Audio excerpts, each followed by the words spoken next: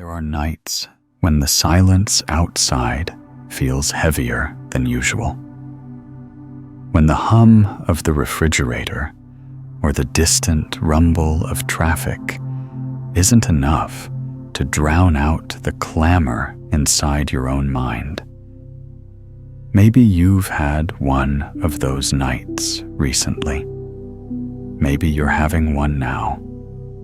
That strange hour when the world is still, but your thoughts aren't when you're tired, but not tired enough to sleep.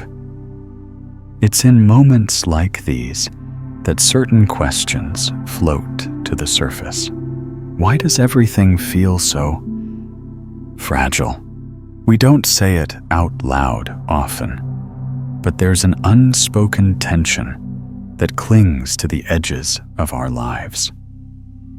Work stress, emotional distance, financial unease.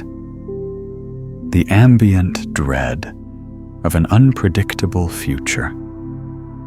It's a cocktail we sip daily, sometimes without even realizing it. We scroll, we schedule, we perform. And somewhere in between those rhythms, we lose touch with something deeper.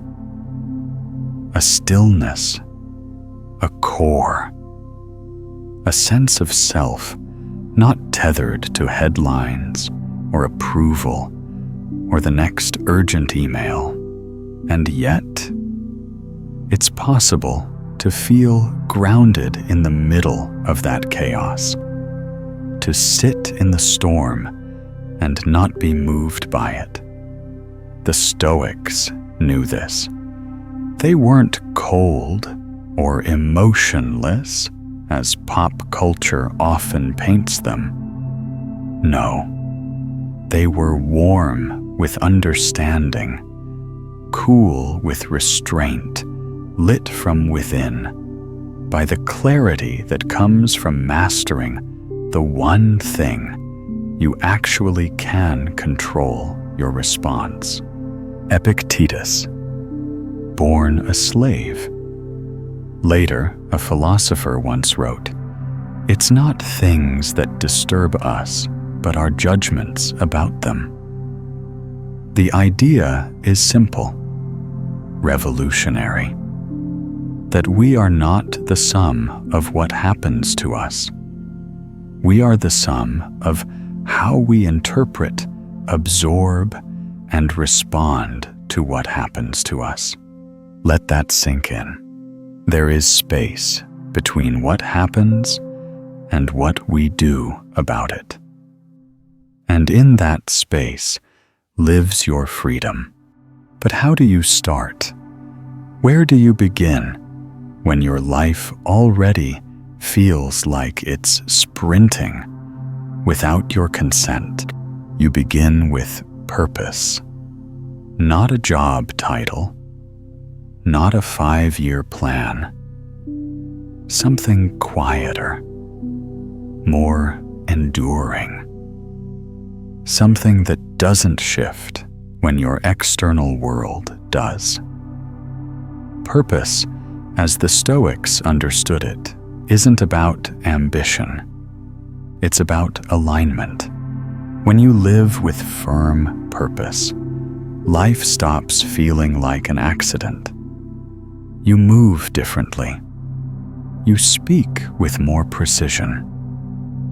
You say no more often, not out of fear or avoidance, but out of clarity.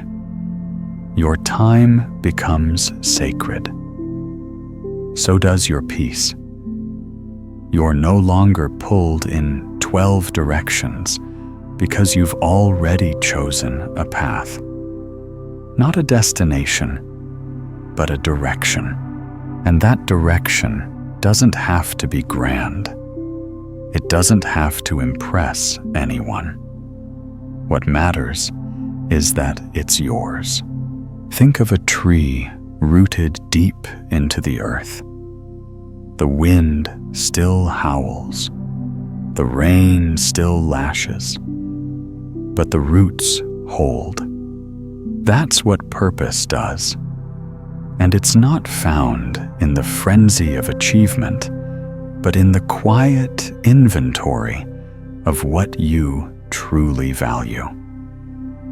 When was the last time you asked yourself, what do I want my life to stand for? Not what do I want to do? What do I want to mean? This isn't an exercise for someday. It's for now. Before the next detour. Before the next crisis. Before someone else decides for you. Because without that internal compass, life becomes a series of reactions. One stimulus to the next. One emergency to another.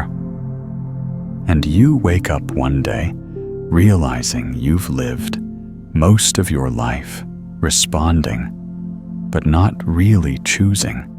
So you sit with the question. You stare at it long enough until the noise fades. And if you're honest, painfully honest, something begins to emerge. A thread, a shape, an unspoken knowing that's been with you all along. Something about beauty, or truth, or kindness, or integrity. You don't have to name it perfectly. Just feel its presence. From there, the path narrows, and that narrowing is a gift. Because every yes from then on echoes that purpose, and every no becomes easier to say. But clarity alone isn't enough. There's another step, a less romantic one. Discipline. It's one thing to find your purpose. It's another to protect it, to wake up on the days you don't feel inspired, to hold yourself gently but firmly, to show up not because you feel like it, but because it aligns with what matters. Discipline, in Stoic thought, isn't about punishment. It's about fidelity to yourself, to your principles, to the quiet promise you made when no one else was watching. Some days, that will mean pushing through doubt. Other days, it will mean resting, even when your ego tells you to perform. Discipline is not about doing more. It's about doing what's true, and with time, that truth becomes strength. A strength not easily seen from the outside, not loud, not flashy, but unmistakable. The strength of someone who has been tested and still chose to return to themselves. You won't get it right every day. You'll forget. You'll fall into old patterns.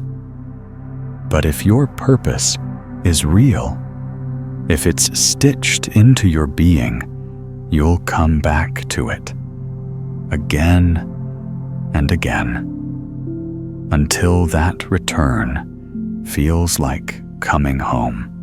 This is not motivation. It's not hustle culture in Stoic wrapping.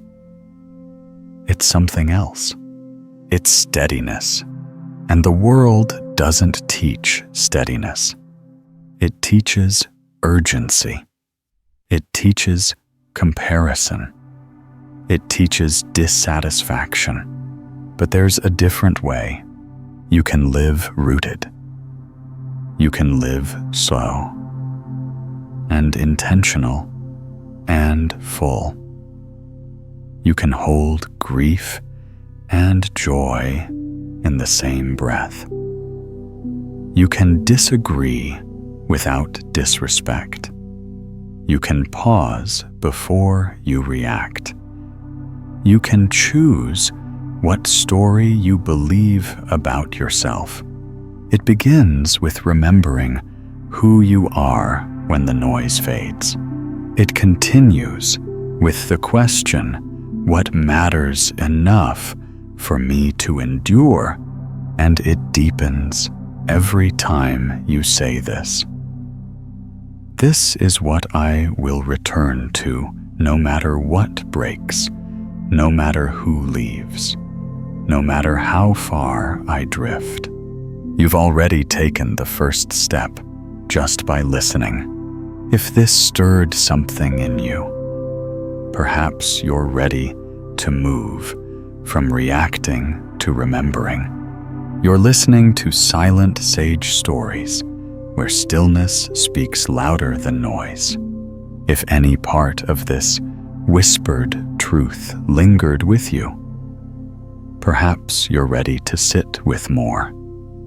Subscribe to Silent Sage Stories, where we don't chase answers, we hold questions quietly. And if this brought you even a moment of peace, consider leaving a like. It tells the algorithm, and maybe someone else who needs stillness, that they're not. Sometimes the hardest part isn't knowing what matters. It's staying with it when the world pulls you in 1,000 directions. You might wake up certain, anchored in your purpose, and by mid-morning feel scattered again, unmoored by an offhand comment, a deadline, a look from someone you love that felt a little colder than usual.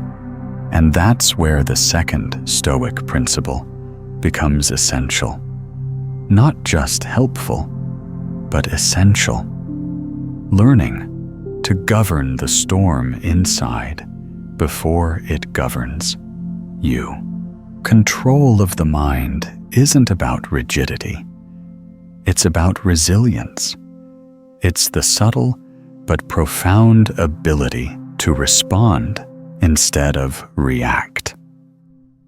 The space between I feel this and I become this. Because emotions are not enemies.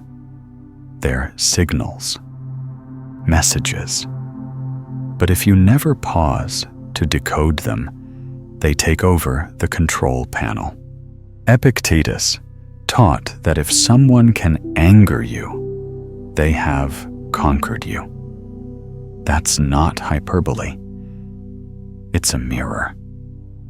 Think about it.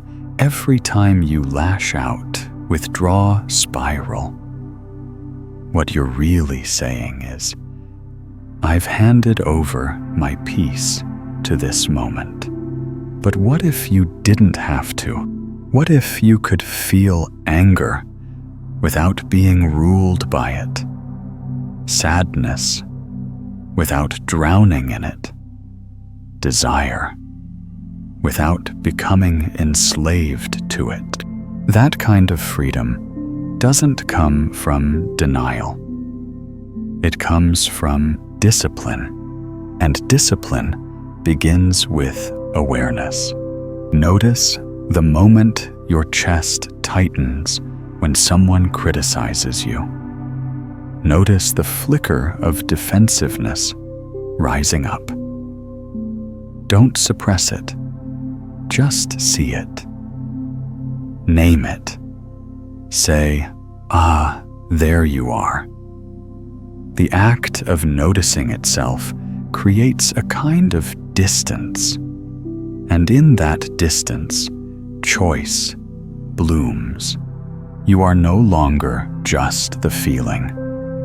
You are the observer, the one who can decide. This isn't magic. It's a practice. like strengthening a muscle you didn't know existed. Start small. Set a micro goal each morning, not because it's impressive, but because it's yours. Clean your desk. Stretch for 5 minutes. Drink a glass of water before your coffee. Not to optimize your life, but to remind your mind, I am in charge here. Each time you keep that small promise, you build trust in yourself. And that trust becomes armor, not the kind that blocks intimacy, but the kind that protects you from being yanked around by every mood and stimulus. Still, there will be days when control slips through your fingers. When someone says something careless, and your mind clings to it like Velcro. When an unexpected expense hits, and panic rises like a wave. This is where the third principle arrives. Like a quiet companion, learning to hold a fence without letting it break you. Most people think the pain comes from what others say. But pain, real pain, comes from what we believe about what they say. Someone calls you irresponsible. The words sting. But why? Because part of you fears they might be right. Because their voice echoes something you already tell yourself. The Stoics would say, challenge that belief. Don't just accept it because it showed up loudly. Ask, is this true? Is it useful? Is it mine? And even if there's some truth in the criticism, so what truth doesn't have to feel like poison? It can be medicine. Sharp, yes, but healing. You don't need to agree with everything to grow from it. And you don't need to defend yourself at every turn to remain whole. When offense knocks, you don't have to open the door. You can nod and keep sweeping your floor. You can say, that's their opinion, and let it float away like smoke. This is strength. Not the kind that flexes, but the kind that endures.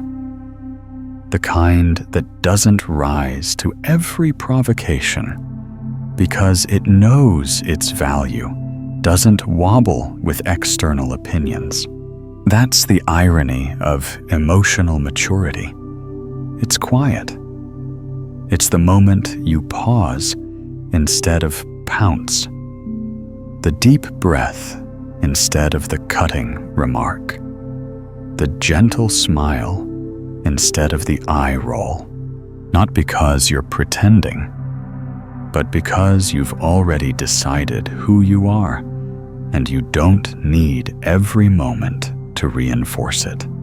From there, another test will come. It always does. Someone you care about will criticize you.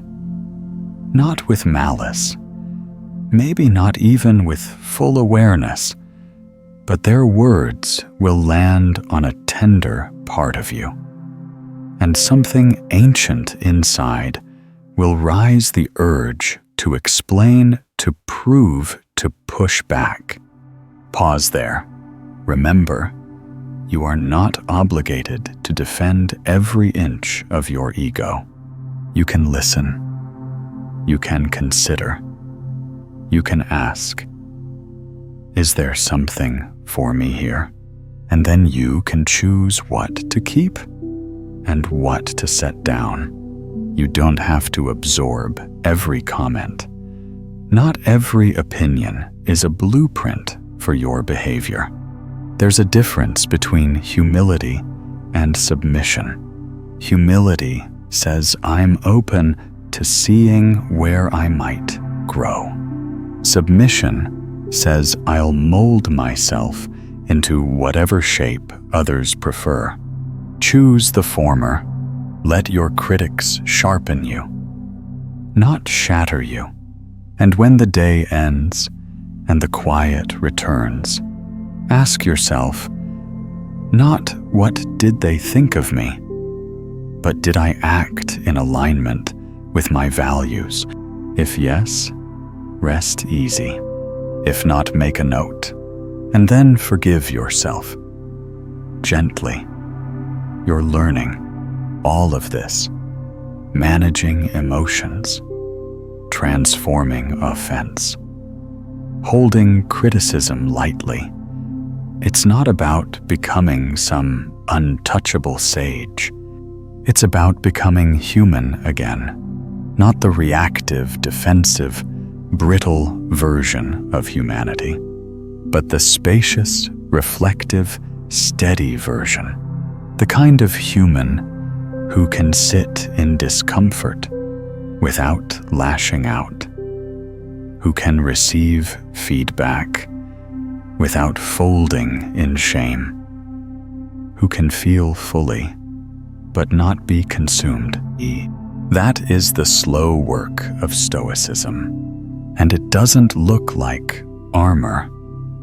It looks like grace. You may not see the progress day to day, but look back a month, a year, and you'll notice the gaps between trigger and reaction widening, the noise growing quieter, the self becoming clearer. You don't have to rush this. Just stay with the practice. If any part of this whispered truth lingered with you, perhaps you're ready to sit with more. Subscribe to Silent Sage Stories, where we don't chase answers, we hold questions quietly. And if this brought you even a moment of peace, consider leaving a like. It tells the algorithm, and maybe someone else who needs stillness, that they're not. There's a particular sting in being misunderstood, not the dramatic kind, not the shouting or the slamming of doors, but the quiet ache when someone takes a piece of you, the wrong piece, and holds it up like it's the whole story. You try to clarify, to offer context, to rewind the tape and say, no, that's not what I meant. But often it's too late. They've already decided. This is where offense meets identity, and where Stoicism extends an open hand not to pull you away from feeling, but to steady you within it. When someone offends you, it can feel like a rupture, like something sacred has been punctured. But the Stoics would ask, what exactly has been wounded? Your dignity, your image, or simply your expectation? Because so often what hurts us isn't the comment itself, it's the meaning we assign to it, the story we tell ourselves. They don't respect me. They think I'm weak. This always happens to me. But stories can be rewritten.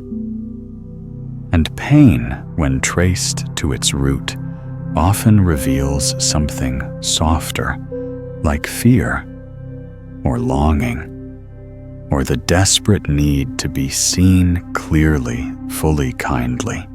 It's not wrong to want that. It's deeply human. But Stoicism reminds us, your peace cannot depend on others seeing you perfectly. because they won't. Not always. Sometimes, not ever. So the work becomes, how do I respond when I am misjudged? Do I retaliate? Do I withdraw? Do I contort myself to win approval? Or do I return to myself calmly, to say without arrogance, but with clarity, that's not who I am. And I don't need you to confirm that for me. This isn't coldness, it's maturity.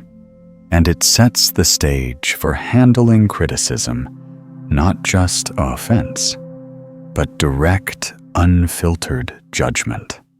We live in a world drenched in opinions. Everyone has one. About your work, your body, your choices, your timing. You could spend your whole life trying to meet those expectations and still come up short. Or you could shift the foundation entirely. Epictetus said, "If you are ever tempted to look for outside approval, realize that you have compromised your own integrity. If you need a witness, be your own." What would that look like, to be your own witness? To know your intent, your effort, your heart, and let that be enough. It doesn't mean ignoring all feedback. That's not growth. That's ego. But it does mean filtering what comes in through the sieve of your values. Ask, is this criticism rooted in care? Is it specific? Is it constructive? If not, if it's vague, spiteful, performative, let it fall to the floor. You don't need to pick it up, but if it stings because it carries truth, lean in. You can grow from something without resenting the one who delivered it. You can say, "Thank you," and still take your time processing it. Criticism doesn't have to flatten you. Sometimes it's the sandpaper that smooths the rough edge of your pride. Still, it's not just about content. It's about tone. Even valid criticism can cut deep when delivered with cruelty. In those moments, Stoicism invites you to hold both truths. There may be something for me to learn here. And also, that delivery was unkind. You don't have to choose between growth and self-respect. You get to claim both, and you get to choose when and how you respond. Not every confrontation deserves your immediate energy. Sometimes, the most powerful reply is a pause, a breath, a day of distance before deciding if engagement is even necessary. Because often, the person criticizing you isn't speaking from wisdom. They're speaking from their own wounds, their disappointment, their need to feel superior, their fear of being ignored. And you, standing there, soft-hearted and steady, have a choice: absorb their projection or reflect it back with silence. You are not a mirror for other people's insecurities. You are a vessel for clarity, for patience, for unshakable calm. That doesn't mean you never falter. It means that even when you do, you know the way back to breath, to self-awareness, to inner alignment. This is the quiet revolution of Stoicism, not turning to stone, but turning toward truth. And maybe over time, as you become less reactive, more anchored, those around you will notice. Not your perfection, but your peace. The way you don't escalate. The way you don't crumble. The way you listen, not to win, but to understand. And slowly, you'll become the person others come to, not because you agree with them, but because you remain grounded when they can't. You won't need to prove yourself. You'll simply be yourself. And that, in a world built on performance, is radical. So the next time you're criticized, take a moment not to defend, not to attack, but to ask, what in me feels exposed? And what can I learn here? Then decide quietly whether to respond or release. Either way, you remain intact. And if any part of this whispered truth lingered with you, perhaps you're ready to sit with more. Subscribe to Silent Sage Stories, where we don't chase answers, we hold questions quietly. And if this brought you even a moment of peace, consider leaving a like. It tells the algorithm, and maybe someone else who needs stillness, that they're not alone. There are emotions we carry like secrets, ones we rarely speak aloud, not because we're ashamed, but because they feel too heavy to name. Fear, shame. Those two often arrive together, one hiding in the shadow of the other. Quiet, but relentless. Fear whispers that we are not enough. Shame agrees and adds that we never were. But what if they were wrong? What if fear and shame weren't truths to obey, but signals to investigate? The Stoics didn't teach us to banish fear or deny shame. They taught us to see them clearly, to take them out of the dark corners of our psyche and into the light of reason. Not to humiliate them, not to exile them, but to study them. Because most fear is smoke, not flame. It feels vast until you get close. Start with the question, what exactly am I afraid of? Not the vague answer, failure, rejection, being alone, but the granular one. I'm afraid if I fail this project, they'll think I'm incompetent. I'm afraid if I speak my truth, I'll lose the people I care about. I'm afraid that no matter what I do, I won't be lovable. Say it plain. No poetry, no armor, and then examine it. Is that fear rational? Has it come true before?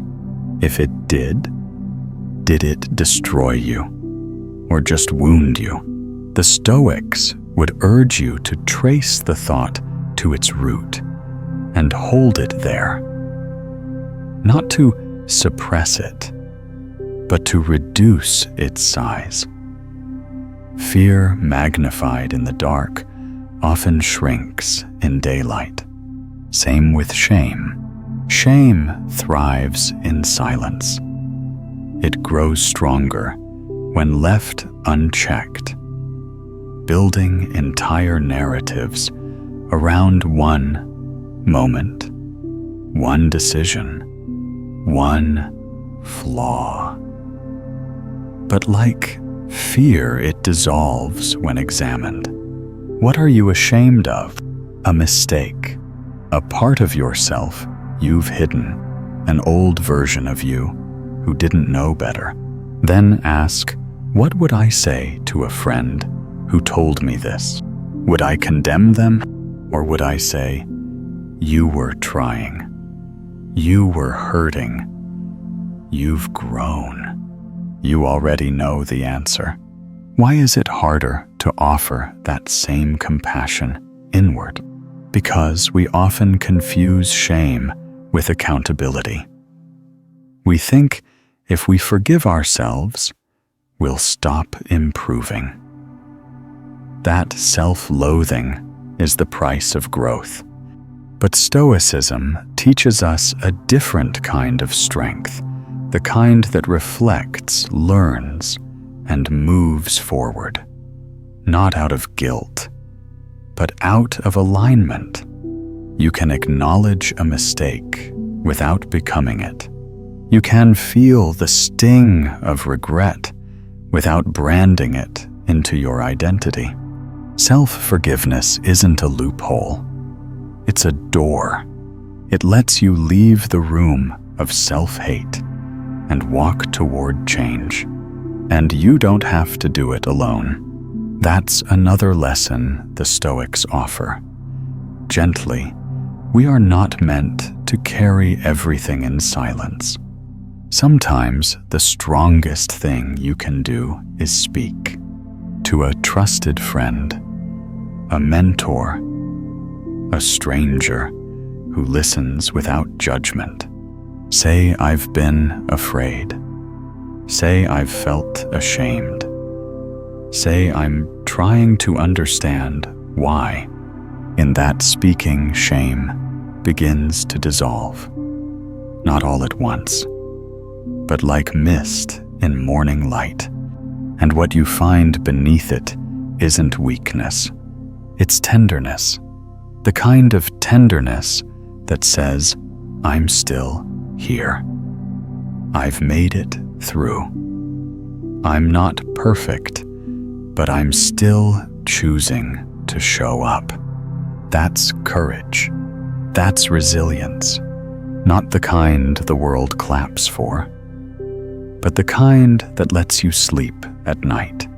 Fear may still knock. Shame might still whisper, but they won't steer, because you've stepped into the seat of your own mind. You've taken the wheel, and you're learning slowly, patiently, that you are not your past or your panic or your pain. You are the one who sees, the one who pauses, the one who chooses differently now. That's the real work, the work of returning to yourself.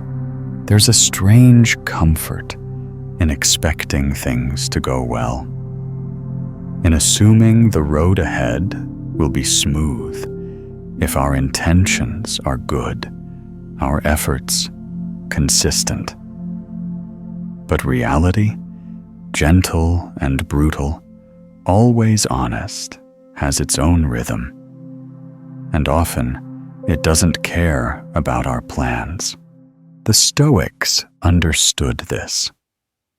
They didn't romanticize pain, but they didn't flinch from it either. Instead, they prepared for it, not in paranoia, but in poise. They called it premeditatio malorum, the premeditation of evils, not to dwell in dread, but to anticipate reality.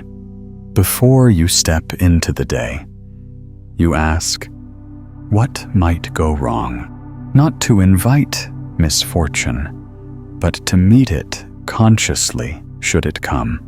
Maybe the meeting will run late. Maybe the delivery will get lost. Maybe someone will misunderstand your silence and assume something cruel. Can you survive these? You already have, 1,000 times over. And that's the point. When you imagine hardship, not to catastrophize, but to prepare you, dull its sting. You widen the space between event and reaction, because pain surprises us most when it feels like a betrayal. But if you've already made peace with the fact that people are imperfect plans, are fragile, and life is full of detours, then hardship isn't betrayal. It's simply the terrain. You are not owed ease, but you are capable of grace. This doesn't mean becoming pessimistic. It means becoming prepared. The Stoics would say, rehearse adversity, not to manifest it, but to disarm it. So before the interview, imagine fumbling a question. How would you recover? Before the date, imagine an awkward silence. Could you sit with it? Before the family gathering, imagine an old wound reopening. Can you let it pass through you without reopening your own anger? This isn't self-sabotage. It's self-fortification. And it's not just about outer events. It's about inner posture.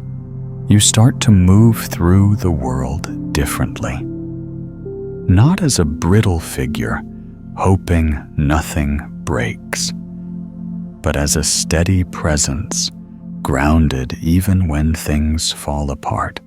You begin to say, I expected this, not with bitterness, but with readiness.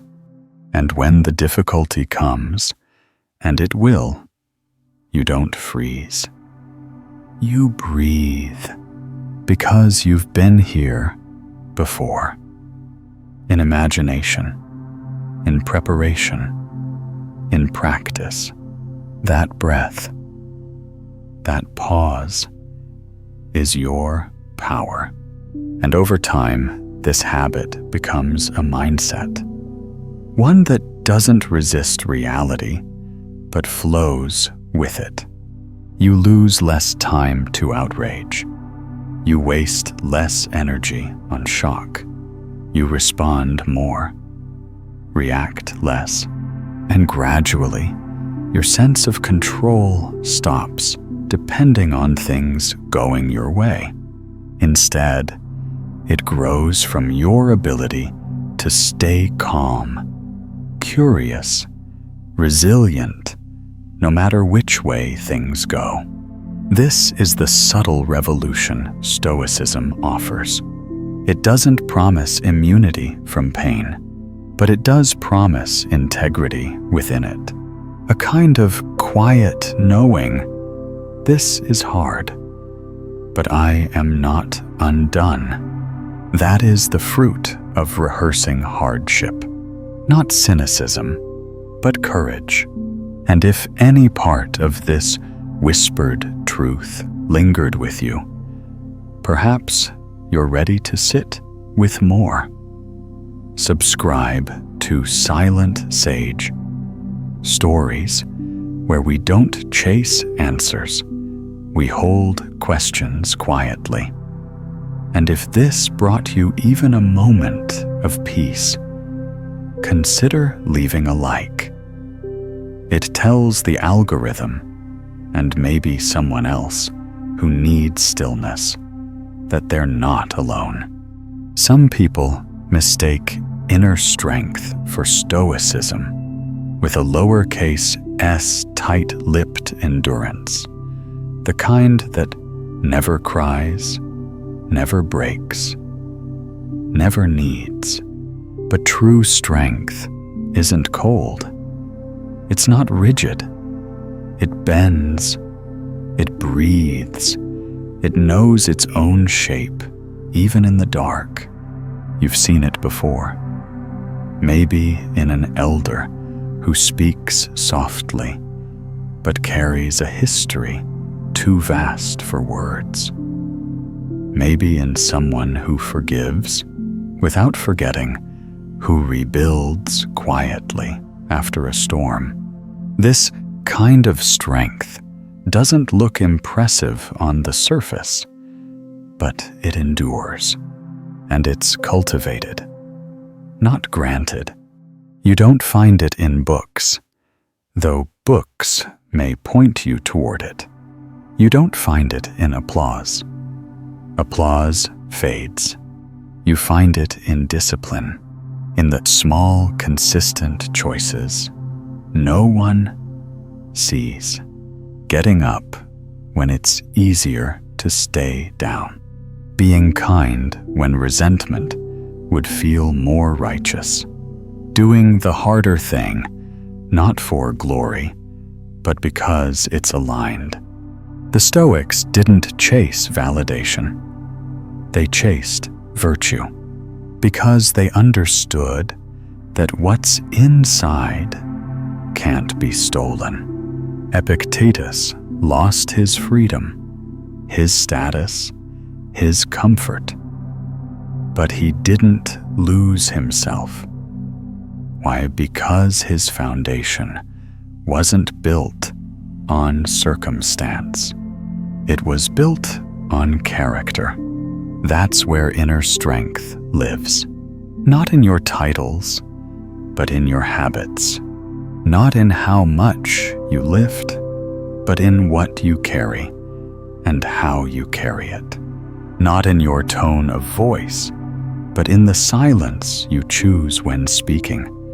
Would only wound. And here's something even more counterintuitive. Inner strength includes softness. It includes forgiveness, not because others deserve it, but because you do. Forgiveness releases you from the grip of old battles. It says, I will not carry your wound in my chest any longer. That space is mine now, for healing, for peace, and strength includes gratitude too, not as a moral obligation, but as a daily practice of seeing clearly. You can notice what's missing, or you can notice what remains. You can fixate on the storm, or feel the shelter. You can grieve what was lost and still give thanks for what never left. This isn't delusion. It's perception, trained over time. Just as you train a body to move with precision, you train a mind to return to gratitude. Again and again, especially when it resists. And eventually, strength becomes your resting state. Not because you never fall, but because you know how to rise. And because you've learned that rising doesn't require noise.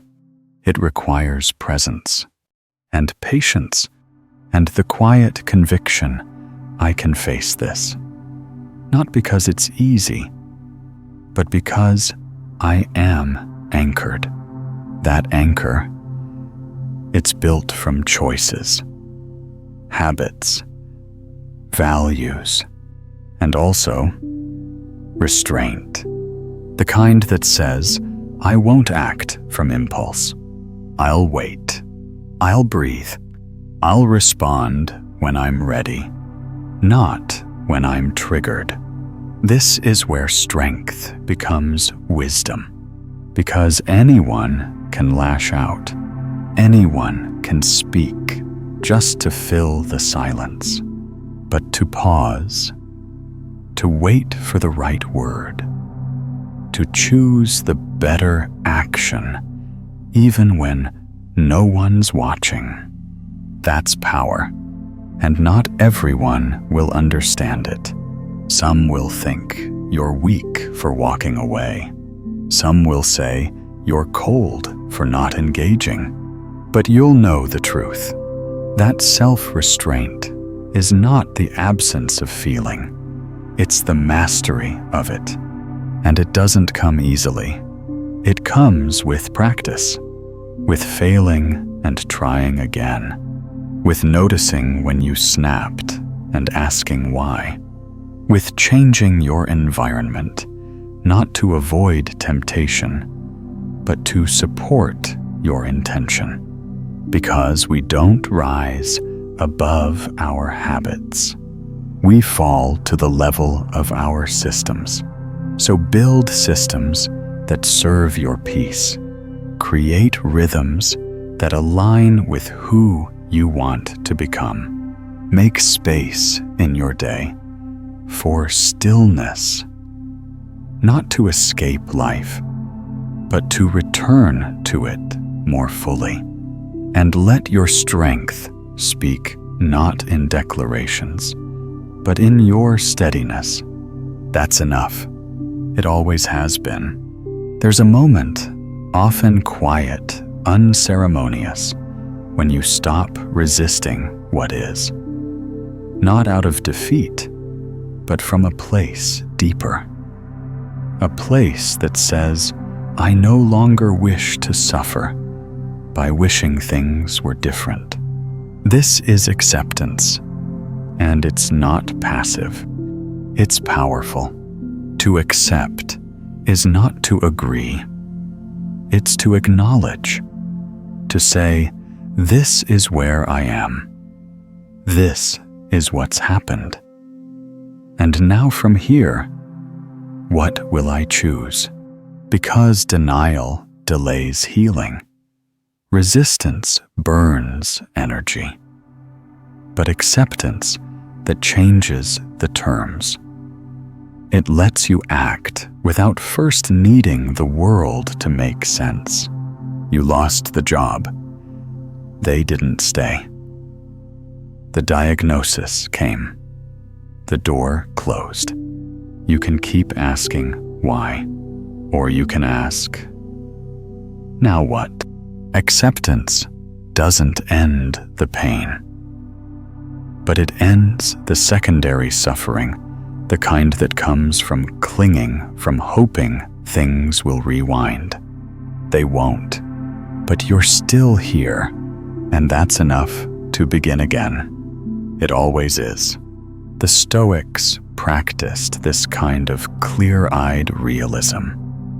They didn't sugarcoat life.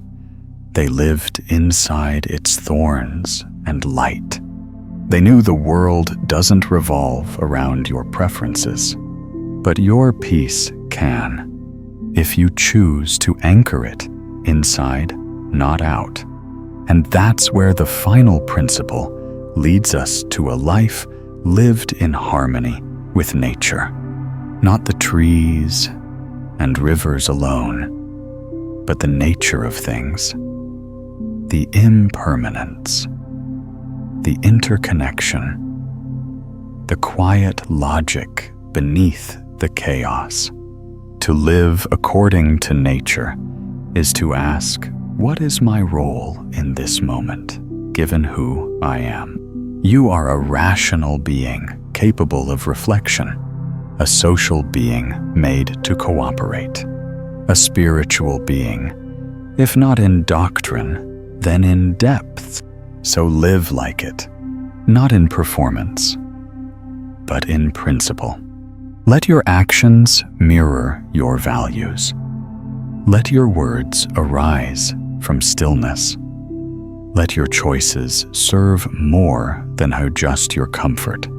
This is what it means to live rightly, not perfectly, but intentionally.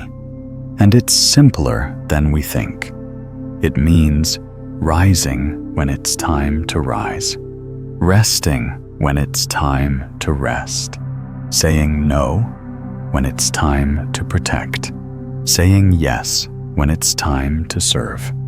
It means being present, and it means letting go of control, of certainty, of the need to be understood by everyone, because you won't be. But that's okay. If you are aligned with nature, with reason, with your own deep truth, then you are not lost. You're just quiet, and maybe that's what this world needs more of. People who don't need to shout to feel real. People who don't need to win to feel whole. People who move with grace, not because they've mastered life, but because they've stopped fighting it. This is not resignation. It's reverence. It's standing in the flow of life and saying, I am not in control, but I am in choice. And I choose peace. I choose purpose. I choose presence. Not once, but every day, until that choosing becomes who I am. This is the path of the Stoic, not the hardened one, the softened one, the one who knows that everything passes, but some things like love, like wisdom, like quiet, courage, echo long after we're gone. So walk gently, live simply, and leave something sacred behind. If any part of this whispered truth lingered with you, perhaps you're ready to sit with more. Subscribe to Silent Sage Stories, where we don't chase answers. We hold questions quietly. And if this brought you even a moment of peace, consider leaving a like. It tells the algorithm, and maybe someone else who needs stillness, that they're not alone.